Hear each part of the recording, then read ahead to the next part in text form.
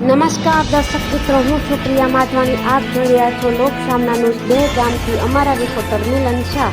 ગાંધીનગર જિલ્લામાં દહેગામ શહેરમાં ચિલોડાથી દહેગામ રોડ ઉપર ધરનાર બનાવ્યા હતા. તેના તે કામ ધરનાર ઉપર લોકસામના ન્યૂઝ થોડાક દિવસ પહેલા સમાચાર બનાવ્યા હતા. તેના અનુસંધાને અધિકારીઓ દ્વારા અત્યારે કામ શરૂ કરવામાં આવેલ છે, પરંતુ આ કામ પર કોઈ પણ સરકારી અધિકારી હાજર નથી કે એજન્સીને સુપરવાઇઝર પણ હાજર ન હતા. મજૂરો જોડે વાત કરતા સુપરવાઇઝર બહાર ગયા છે એવું કહેવામાં આવે છે. અમારા રિપોર્ટર સુપરવાઇઝરને ફોન કરતા સુપરવાઇઝર સ્થળ ઉપર હાજર થયા.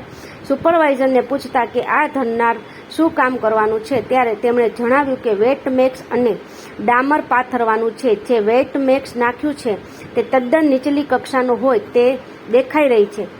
ત્યારબાદ સુપરવાઇઝરને પૂછવામાં આવ્યું કે સરકારી અધિકારી કોણ આવે છે.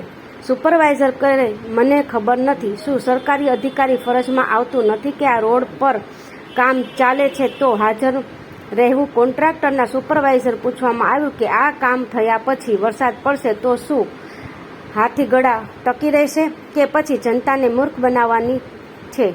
ત્યારે સુપરવાઇઝર કહ્યું કે આ તો ટેમ્પરરી કામ છે, જ્યારે 4 લેન બનશે ત્યારે બરોબર કામ કરી દઈશું. શું 4 વ્હીલર બનતા સમય લાગે તો શું જનતાને ભોગવવાનું જ? જનતાના સાધનોને જે નુકસાન થાય છે તેનું જવાબદાર કોણ?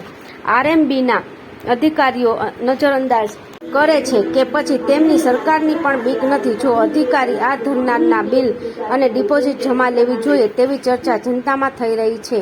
શું અધિકારી આવો નિર્ણય લેશે કે નહીં તે સમજાતું નથી. ફરી મળીશું એક નવા સમાચાર સાથે. ત્યાં સુધી જોતા રહો લોકસામના ન્યૂઝ.